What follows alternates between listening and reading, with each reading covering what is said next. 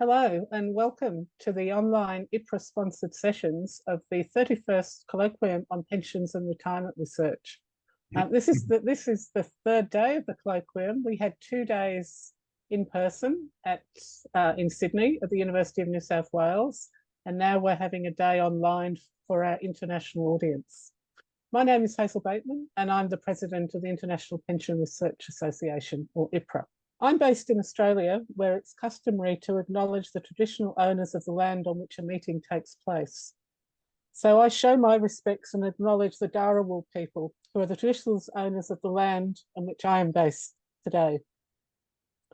The aim of IPRA is to build an international community of pension researchers. And I think we're doing a pretty good job of this in our online conference today. We have 15 papers with presenters from 10 countries and 4 continents. So we have a pretty good job of covering a lot of the world. It's now my pleasure to introduce the chair of the first session, Professor John Piggott, who's director of CEPAR and also a member of the IPRA Executive Committee. So John, the floor is yours. Thank you very much, Hazel, and let me welcome our speakers for this first session this evening. First session is titled Retirement Benefits, and 3 very different aspects of retirement benefits are being investigated and studied in the papers that we're about to hear. I'm very pleased that so many young people are interested in this topic. When I first started into this topic, there was relatively little interest, and it's burgeoned in the, well, decades, I guess, since. So our first speaker tonight is Andre Lott. Andre Lott is get his documentation here so I don't get mixed up with somebody else. They recently submitted his PhD thesis in finance to the Norwegian School of Economics, and he's about to join the Sydney Business School out here in Australia. So we are looking forward to hearing from him. He will have 15 minutes. His topic is longevity, pessimism, misinformation, and pension choice. So please stay to the time, because as Hazel mentioned earlier, time is rather tight. And there will be 5 minutes for general discussion at the end. Thank you very much. Andre. Okay, so good morning, afternoon, evening, whatever you are in the world. Thanks for the organizers for having me here in the program. Today, I'm going to talk about an experimental project that I have on longevity beliefs.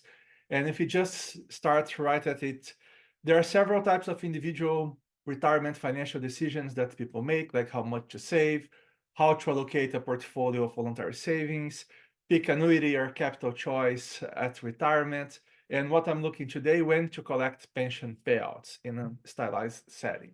So I don't need to spend time here with the audience talking about what pensions are and how they are measured, but something that I just want to keep in mind for us is that this subjective expected value of any payoff pension depends on the longevity beliefs of the holders, how the person itself assesses how much an annuity or any other cash stream is worth into the future.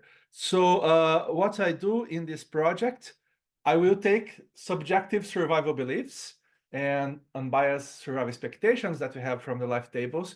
We assume that they can be different, as the literature has already shown. And in that framework, I will basically try first to characterize this difference measured as a ratio between survival beliefs and unbiased expectations.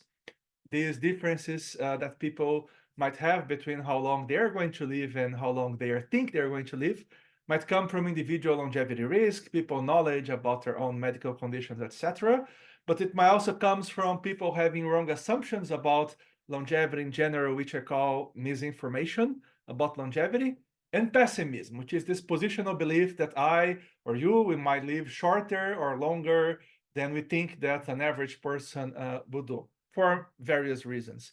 And on the second part of my paper, I look at how this longevity pessimism affects a risky pension choice in a very stylized experimental setting, where people basically need to choose when to collect pension payoffs under different payoff structures. And these payoffs in this experiment, they increase the longer you wait, because there are more probability you don't reach that time, and everything is actuarially fair there. And the important part here to keep in mind is that on this experiment I run, the survival probabilities in the experimental setting, they are not tied to human longevity at all, but they have a similar shape, at least in stylized form, to the human survival function. And then I can see what's the relationship of beliefs about this type of risk and actual longevity pessimism that people self-report at the beginning. So a bit of very quick motivation here. We know that individuals systematically underestimate their longevity in age and target age dependent manners. We also know that proposing actuarial neutral reforms in Social Security might not necessarily elicit an actuarially neutral response, because people map and edit this actuarial neutrality into different ways into their decision-making process.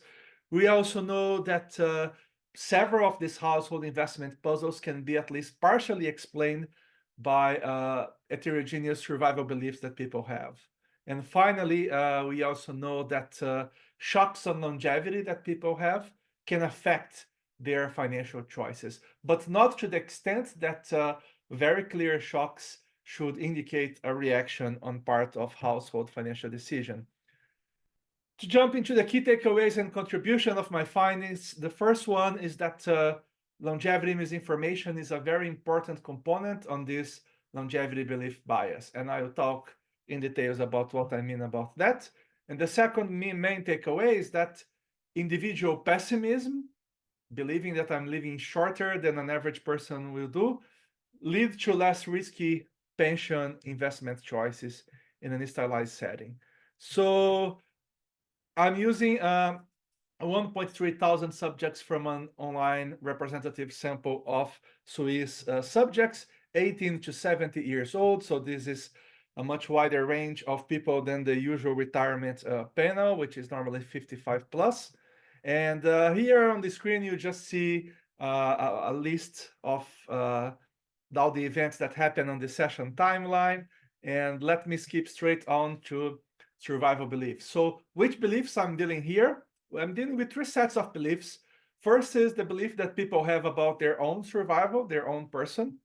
Second, which I introduced new to the literature here, at least to the extent of my knowledge, is I ask people about how they believe that an archetype, which has the same age and gender, will survive. So it's basically asking people beliefs about average survival of somebody who has their same age and gender.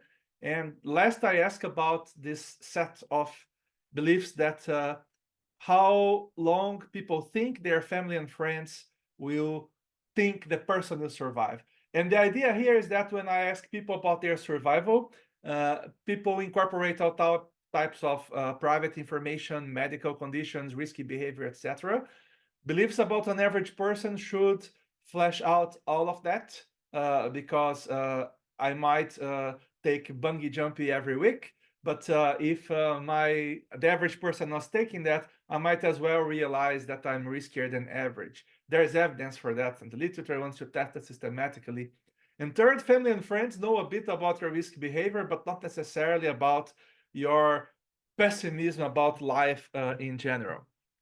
And I won't spend much time on the math here, but to characterize what is a bias is basically calculating the implicit probability of that I think I'm going to have with what the life tables would give me, in this case, the Swiss life tables for Swiss subjects. How I elicit these things, just to show the main screen, I first characterize these chances in 0 to 10 is the scale that is normally used. I give people description in words and explanation and in percentages to cover everyone's preferences. And this is how I ask people about their longevity beliefs there. They start with the sliders all blue, and they need basically to populate this curve with their survival, in this case, into these different ages, starting from 5 years after their current age. And then people will do this. They will do this for those three sets of longevity beliefs, and this will give me individual survival curves from each of the persons. So showing here the main results, and probably one of the most interesting findings that I had there in the paper, we have three curves for each gender. The red curve is the life tables. The blue curve is the beliefs of people about their own survival, and the magenta curve is the people's beliefs about survival of the average person of same age and gender, everything age adjusted, of course. And the literature so far had believed basically that these magenta and red curves were very close, that people report survival beliefs that are deviate from the average. They underestimate survival at younger ages. They overestimate survival at the tail end of life. And the assumption is that, okay, people know about the averages, but I report there, and you can see it graphically, that these magenta and blue curves are very close, which is to say that people don't think that they are doing on average much better or much worse than an average person of their same gender and age, but they have very wrong beliefs about the average. And this is something that so far the literature has not considered or assumed. We always operated under this idea that, okay, we have the life tables. Life tables is the realization of everybody's longevity risk. Since we have that, there is no reason to imply or to assume that people might just have wrong beliefs about this average. And I show there that this is certainly not the case. And in full honesty here, this was not my prior. The study was pre-registered, and I was expecting that there would be some deviation, but not as much. But it's still something very interesting that shows that, yes, people are pessimistic, but not by much.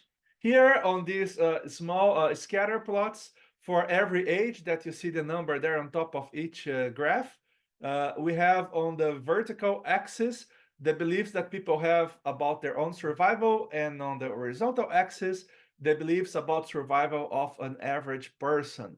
So if these things match on the diagonal, it means that people believe the same thing from themselves and from the average person. So just what's the key important thing of this huge figure there? Each point is one person times target age observation. This plot shows that people in general have a pretty good idea about senescence, this idea that everyone is likely to survive until 55.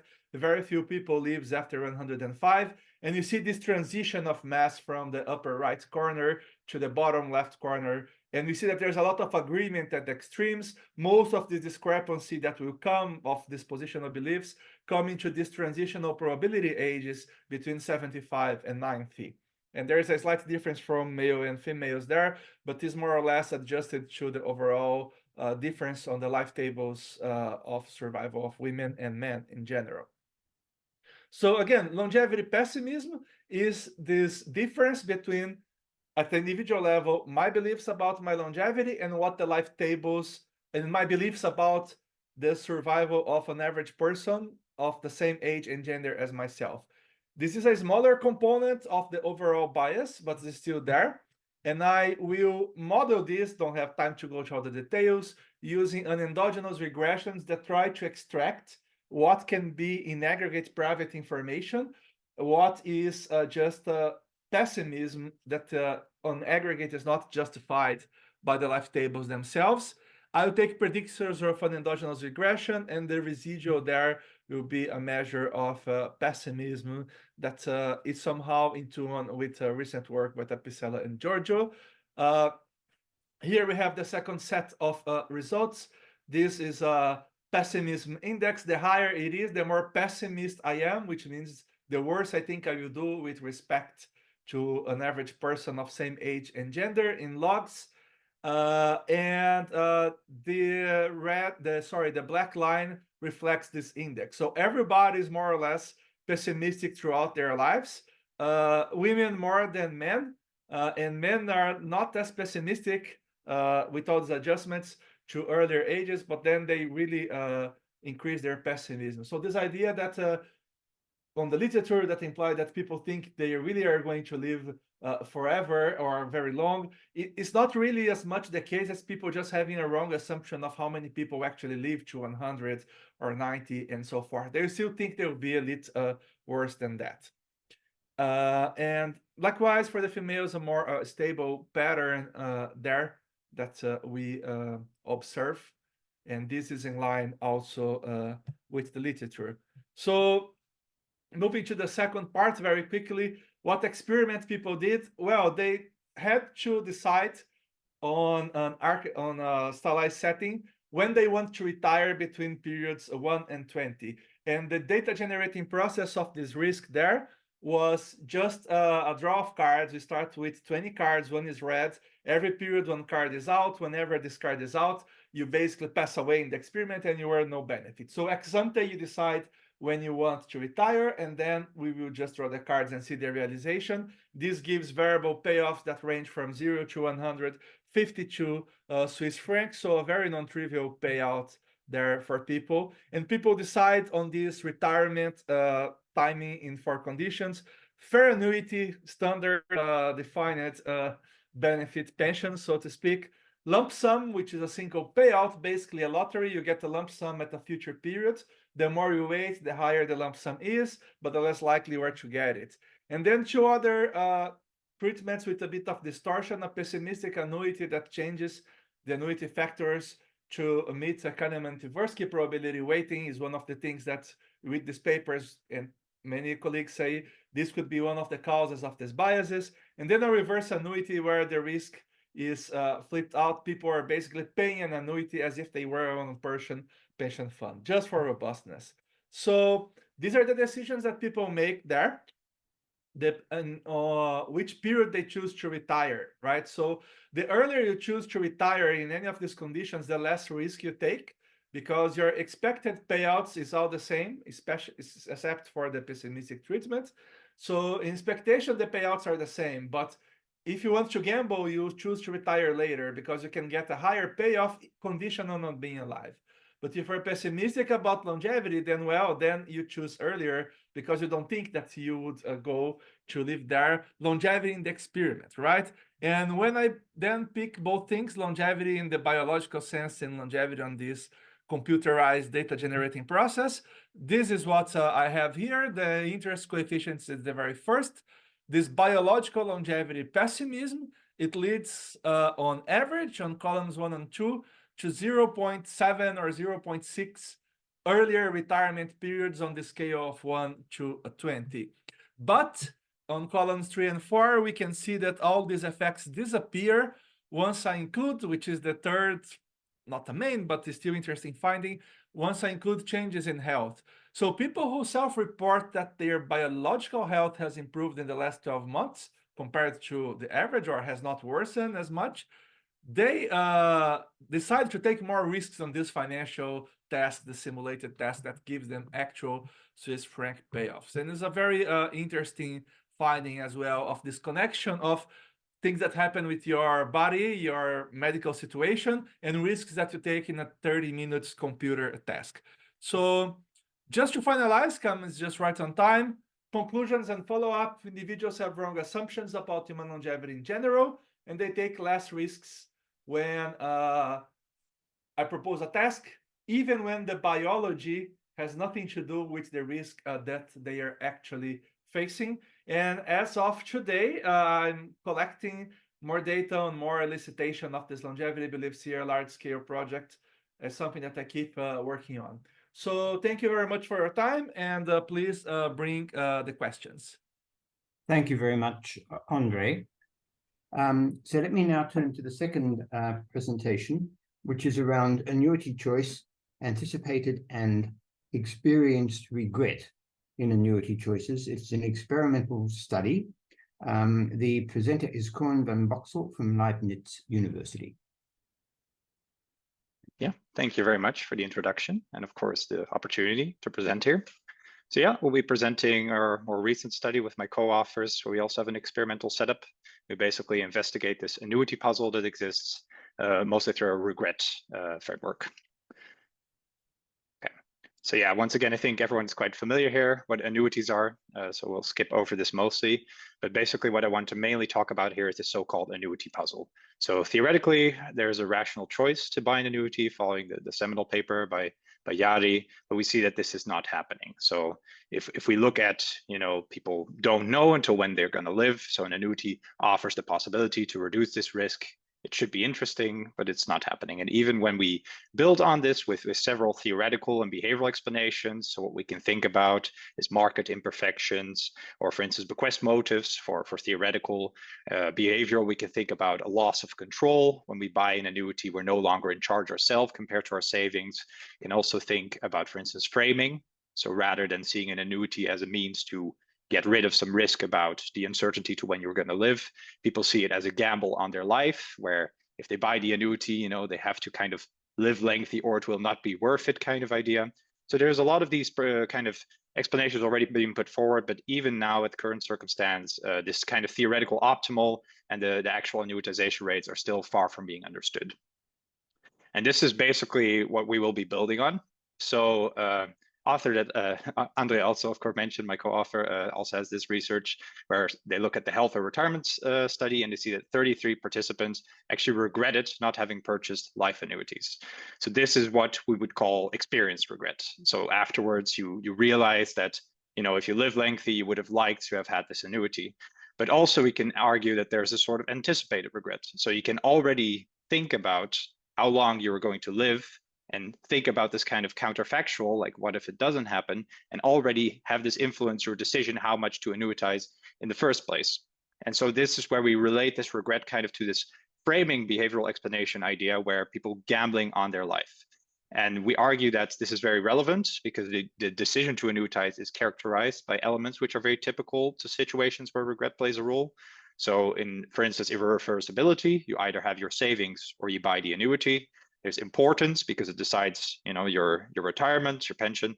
The high uncertainty because obviously there's a lot of surrounding factors as to how long you will live. And of course, the easy counterfactual. I mean, if you buy the annuity, you could have kept the money. So there's a lot of different elements of regret that play a role in this kind of annuity decision making.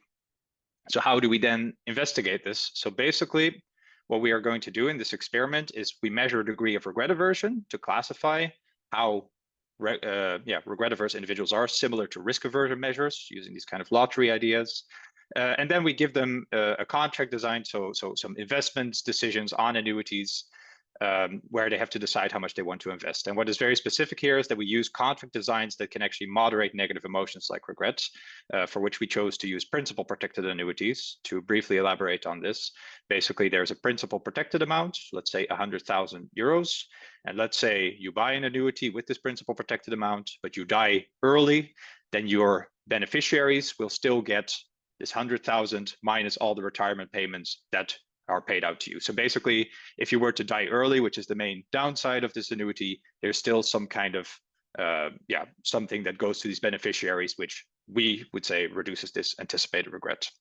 And we also include treatments to look at the interplay of regret aversion as a personality trait and experienced regrets. So what I mean with this is we actually basically have them decide the annuity, like how much they want to invest, which relates to anticipated regrets. And then we actually play their life out, which is also why we use this experimental setup, because we can play their life out, right? Like in the previous, we saw that 33% they regretted having purchased an annuity at a long life. But obviously the question is then, what about those who didn't have a long life? So this is also where this experimental method shines. And we introduce a feedback treatment here because feedback generally amplifies these kind of effects. If you look at loss aversion, like being put more into this decision makes you experience it more. Right, so let me then get to the results in brief. I will not go into our theoretical model, but we do have a toy model of the utility maximization, where we basically compare a regular log utility to a utility function found within the regrets theory. And basically the results that will follow also align with these theoretical predictions. So first of all, we find that individuals invest more in annuities that contain a principal protected amount, simply because it reduces this amount of regret. Then we find also that regret-averse individuals will still invest a lot less than the non-regret-averse individuals, simply because this kind of gamble on their life, right? So they will invest less in the annuity because they're afraid of this and the loss of control, everything that comes with this. However, at the same time, they will opt for annuity schemes closer to the center. So basically here, we argue that if someone is regret-averse, if they live lengthy, it would have been nice to have an annuity. If they live short, it would have been nice to not have an annuity. So they will opt somewhere for the center of the line. And this is what we refer to also as this kind of sweet spot idea. Then we allow also customization of the annuity, which causes higher investment and actually reduces the gap between regret and non-regret inverse individuals. What we mean with customization is that they can choose their own principal protected amount. And finally, we look at experience regret and show that feedback only has an effect on non-regret averse individuals. Basically, the argument here being that regret averse individuals already take this into account for their anticipated regret. And when they finally actually feel the regret, so their experience regret, it will reduce. So the feedback is less effective. Right, so let me take you through the experimental design briefly. So most importantly, we see there's two main parts, which is the lottery task and the retirement task. This lottery task is kind of to elucidate the regret aversion, and whereas the second task is also where the feedback takes into part. So this is deciding how much to invest and then being played out this decision on how your life would end. Both of these tasks are incentivized, and I will just briefly show how they work. So for this lottery task, we use the design from Somerset-Doudham and Diccidui. Basically, I will not go into their paper too much, but they have this way of identifying which, if you have two lotteries, which would be in line with the choice of a regret-averse decision maker, basically based on the fact that if you were to choose one of the lotteries, there's some foregone prospects, and basically you can calculate like this, which would be the choice. So they have a lot of these in their paper, but we use 8 of them for our experiment. And basically, the participants, once again, is also incentivized. They make the decision. And if they make all 8 decisions in accordance with what is predicted for a regret-averse decision maker, we deem these persons as consistently regret-averse and therefore also as regret-averse in the rest of our results. And secondly, we have the retirement task. So here, first of all, participants are given elaborate explanations and control questions. This is because there's a lot of understanding issues with annuities. They're not too easy to understand, but we do show in our analyses, we also do a robustness with those who only understand that there's no difference between people who do or do not understand or who did not answer all questions correctly. And then participants are given these 4 investment decisions where they decide between investing or keeping as a lump sum. So these 4 decisions have different principal protected amounts, one of which does not have a principal protected amount at all. And finally, there's also a 5th decision in which they can actually choose their own principal protected amounts. After they have decided how much to invest in all of these, they are then shown the result of their investment decisions, and then they indicate their regret either at the end. So all of it plays out, their life is gone or their life is past, then they indicate regret, or they have to do it after each step, so every period. And we are working here with 20 periods. So I think Andre also mentioned that they use these survival probabilities, but for us, it's just a flat 20 periods. Each one is equally likely, just to make it a bit easier also for the participants to understand how their life can turn out. Okay, so this is just an example. So for instance, you see here for 60,000 maximum principal protected amount. So the decisions, there's 4 of them. They have 200,000 endowments, and the principal protected amounts are 0, 60,000, 80,000, or 120,000. Consumption we treat as exogenous here. So it's just randomly chosen at either of these because it's not too much in our interest. We want to know more how they can meet this consumption. And one final important thing to mention here is that the non-$0 protected annuities, so the ones that do have a principal protected amount, actually are priced with safety loading. So basically, if we have 20 periods, if you were to invest fully in an annuity that has $0, then it will give you 20,000 per period because the average is 10 periods, so it's fairly priced. Whereas with these principal protected amounts, we have a sort of margin, so they pay less. So basically, this should make them less attractive, which kind of amplifies our results because we predict that individuals will still invest more into them because of this avoidance of regret. And this is then how it plays out. So basically, all the data is given for participants, the principal protected amount, the invested amount, whatsoever. They take a random decision out of the first 4. And for one shot, they see the full table with 20 periods. Whereas with sequential, they see one row and have to continue each time after answering regret statements. The payoff is determined by the money for beneficiaries in case of next level. So it also incorporates these bequest motives, basically. And this is then how they indicate their regret. So either these statements are at the end of the 20 periods or they are after each period. And also if their wealth ended up being negative, it will never reduce the variable payment. Of course, they are given a certain amount, and we used simulations to make sure that nobody gets no money, also because we're working with regret here, but that there is still sufficient variance, which makes it useful for our research to look at. Okay, So then for the results, basically we have 320 participants from Prolific recruited in July 2023. We only had two criteria, which is either that they speak English, of course, and second of all, that there's an equal division of male-female. The sample's mostly UK, but we check for country in all of our analyses, and there's no effects there either. And basically what we find is that 20% of our sample is deemed as consistently regret averse. Once again, with this, we mean they answered 8 out of 8 lotteries as the lottery that will be chosen by a regret averse individual. And so what do we find? First of all, we want to address if these principal protected annuities are actually more attractive, and we do find this. So if we look at the axis, we see the H, meaning the principal protected amount. So the 0 is a standard annuity, and then 60, 80, and 120 is the principal protected amounts in thousands. And we see that the investment in each of these is higher compared to the 0 annuity, which basically has to do with this moderation of regrets that we mentioned, right? So for everyone, not just regret averse individuals, these principal protected amounts or the principal protected annuities are attractive because people will feel less regret and are more inclined to invest in them. So it overcomes these behavioral issues. But then what about these regret averse individuals? So we actually can also compare each decision between regret and non-regret averse. And then we see also that regret averse individuals do invest less in every single possible one. So overall, people do prefer principal protected amounts, but for the regret averse individuals, because they don't want to gamble on their life, they're still investing less in these decisions. And once again, this is significant for all of the different ones. And also overall, we see 90% significance for the highest one, but also overall, this can be found. And so then they gamble on their life. But at the same point, we had this argument about finding a sweet spot, right? So they want to hedge against living too long, but also if they live very short, they want to have some kind of cash. So what we do is also we kind of take the middle of the slider, which is at $100,000, and we take basically this interval of 50,000 above and below. We categorize individuals as further away from the center or in the middle of the center, and we see that regret averse individuals are generally more in the center, or well, less further away from the center compared to non-regret averse individuals. So they invest less, but also they prefer to really stick to an option that meets both of these kind of extreme outcomes. And there's two things going on there, basically, right? And then we argue for customization. So basically, sure, we already have this difference between regret averse, non-regret averse. We see that they go more into the center and trying to find a sweet spot. But what about if we give them all the possibilities to find a sweet spot? So we also give them the possibility to kind of find this, to make their own annuity based on this.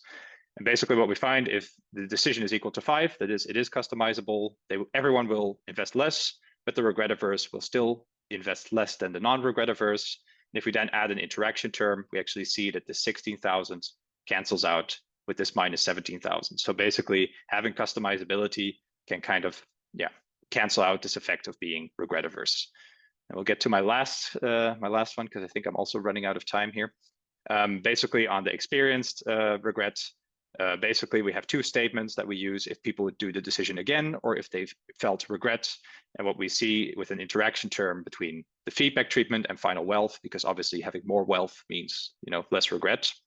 We do see that there's still a significant interaction term for the non-regret averse, and it decreases this general effect of final wealth. So basically they are less inclined to do the decision again, or they're more inclined to do the decision. They're less inclined, or they feel more regret based on whether they saw the frequent feedback. And this is what we don't see when they are regret averse. However, we should be a bit careful here because our observation count is only 62 for this one. But so basically this is this argument of the anticipated regret already being taken into account when it comes to experiencing regrets. Right. But thank you. Thank you very much, Koen. Thank you. Our final presentation in this session on retirement benefits is by Mercè Claramunt, who's a professor at the University of Barcelona. She's focused on reverse mortgages, and her question is, on which socioeconomic groups do reverse mortgages have the greatest impact? And she uses, not unnaturally, evidence from Spain. Maria. Hello, first, thank you for giving me the opportunity. Then, as you have commented, our work treats on reverse mortgage. You know that reverse mortgage is one of the products that is good to obtain additional income by using the habitual residence as a collateral and then liquefy wealth. Then, well, I can comment that it's a mortgage loan or credit from which the owner of the dwelling draws down sums of money on a regular basis until reaching the maximum amount, determined by a percentage of the dwelling assessed value at the moment of contracting it. When this percentage is reached, the borrower cannot make any more drawdowns, and the debt continues to generate interest. Then the recovery of drawdowns plus interest by the institution usually takes place upon the death of the mortgage debtor through debt cancellation by the heirs or foreclosure of the mortgage by the credit entity. This product gives some advantages and has some drawbacks compared with other products that are used to liquefy wealth. Then the main advantage is the ownership of the property is maintained when the product is taken out, and even the heirs, upon the death of the contracting part, have the option of keeping it after cancellation of the accumulated debt. Regarding the drawbacks, the heirs may find that the accumulated debt is very high or even higher than the value of the property. This is why in several countries, in the most of countries, the reverse mortgage includes what is called the non-negative equity guarantee clause that ensures the owner and the heirs will cancel the total debt with the delivery of the property. In Spain, this product has not been as successful as expected, considering the age distribution of the population and the high proportion that the house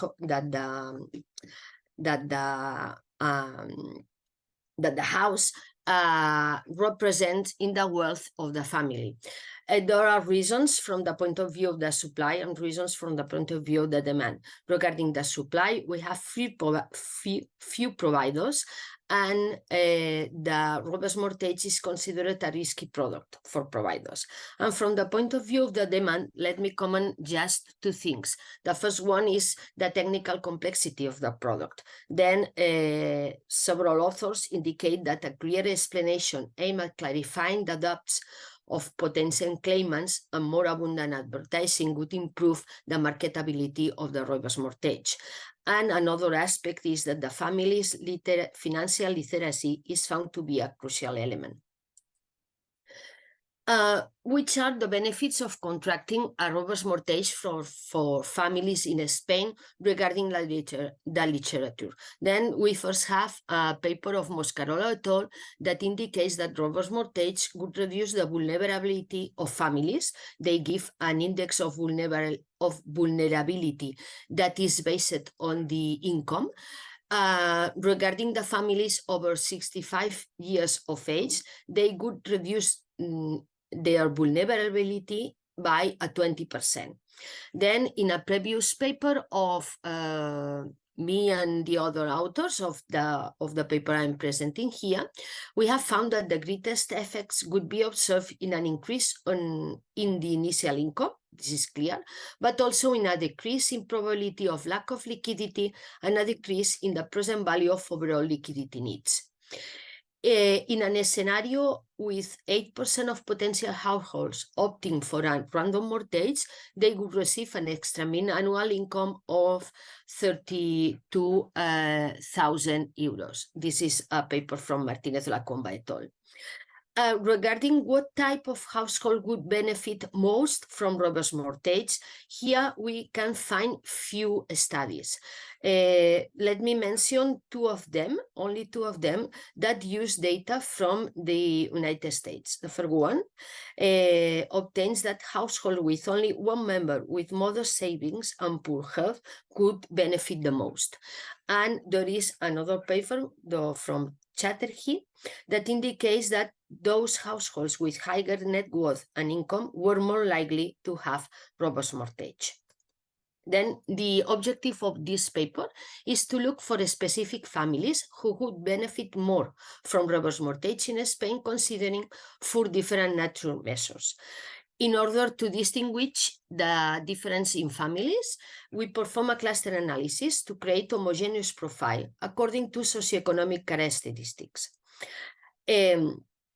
We determine the impact of reverse mortgage on the finance of families that comply not only with legal conditions in Spain, but also with all those determined by the supply in the financial and insurance markets. These conditions affect mainly to the composition of the families. This is our model. Let me comment just the main variable. We use as main variable the net balance of a family in each period, calculated obviously as income minus expenses until the extinction of the family. Then this net balance is represented by S. And here we have that at each moment, it's equal to the income plus the reverse mortgage disposal minus the ordinary expenses and also minus the extraordinary expenses that comes from the enter into dependency of the several members of the families. Then ST is an stochastic process because we consider a double source of randomness. The year of death of each person is random, as well as their entry into dependency. Then our Spanish law, the Spanish law about reverse mortgage, define two groups that can be applicants for and beneficiaries of a reverse mortgage. We will concentrate only on the first one, that includes people aged 65 years or over. We have considered several hypotheses that we need in order to do the calculations. This hypothesis refers, the first one refers to the evolution of the composition of the family, the second one of the evolution of the incomes of the family, the third one about the evolution of the ordinary expenses. And I have to stress that the benefits of the public system have been considered in the calculation of the extraordinary expenses derived from dependency. We have considered 4 indicators in order to measure the effect of the reverse mortgage on the finances of the families. The first one is a clear one, is an income indicator, but this is a static measure. The second one is a probabilistic indicator, and it gives us the percentage decrease in the probability of liquidity that occurs when a reverse mortgage is contracted. And it depends on a random variable that is defined as the number of years of liquidity for the family. The third one is a temporal indicator. It gives us the percentage increase in the expected value of years without liquidity problems. And the last one is a financial indicator that gives us the percentage reduction in the expected monetary amount of the lack of liquidity. And it depends on the expectation of the random variable VLL that represents the value of lack of liquidity. The distribution of these two random variables are obtained from the stochastic Monte Carlo simulation of the possible trajectories of the stochastic net balance process for each of the families.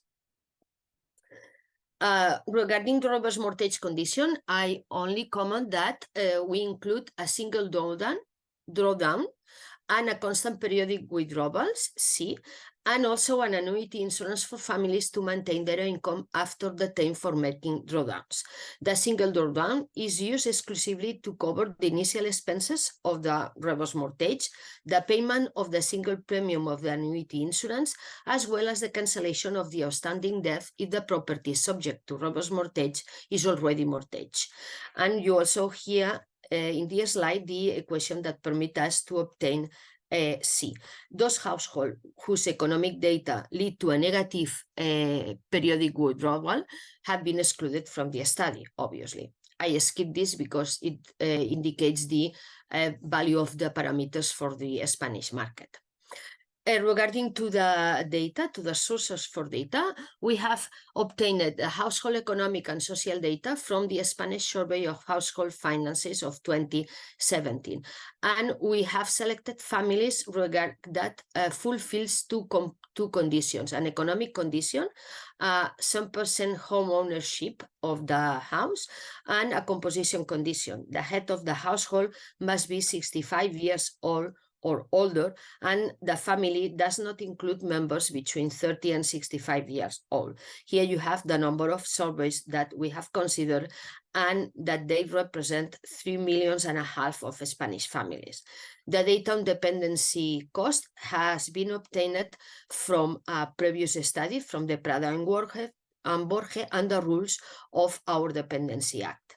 And lastly, the data on mortality survival we have built our own mortality and dependency tables, looking at generational mortality tables in Spain and taking the data about dependency incidence rates from the Instituto de Mayores and Servicios Sociales. And we only include one level of dependency. Then we have a non-homogeneous Markov change with 3 states. Regarding the methodologies, I stress just that the clusters have been calculated using a Kamin cluster analysis, and we have considered economic variables, the income, the wealth, the expenses, the current appraised value of the property, some variables describing the number and age of family members, and variables reflecting the age, sex, and marital status of the head of households. And then, after the process for the selection of the number of clusters and significance of variables, we have obtained 3 socioeconomic clusters.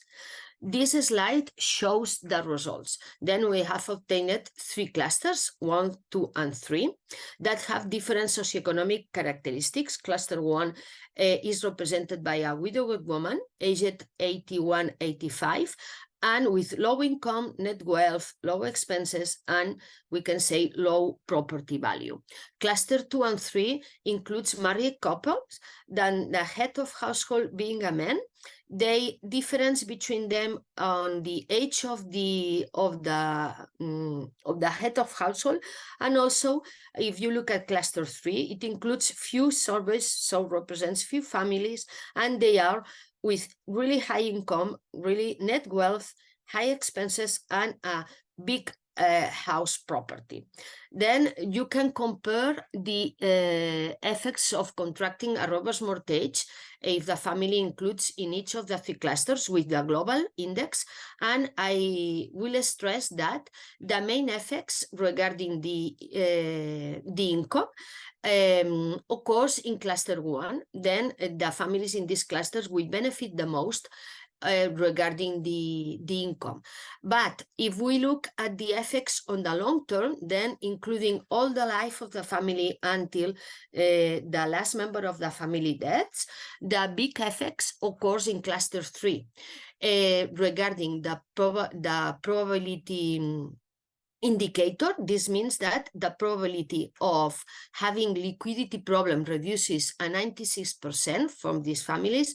And regarding the financial indicator, it stressed that the global sum of the economical problems in this family will reduce on a 76%. Then let me remark some concluding remarks. Let me go just to the last one. Widowed woman aged between 81 and 85 years with a small income, net wealth and expenses, and habitual resident that represent half of her net wealth have benefited the most in terms of percentages increase in income. Then our results complement those obtained by previously in the literature and reinforce the conclusion that the most benefit profile on the long term is house rich and cash rich. And then our study provides strong arguments to facilitate the understanding of the risk of having problems of lack of liquidity once the working life is over, accentuated among other cases by the increase in longevity and the probability of falling into a situation of dependency. Then, thank you very much. Thank you very much, Maria.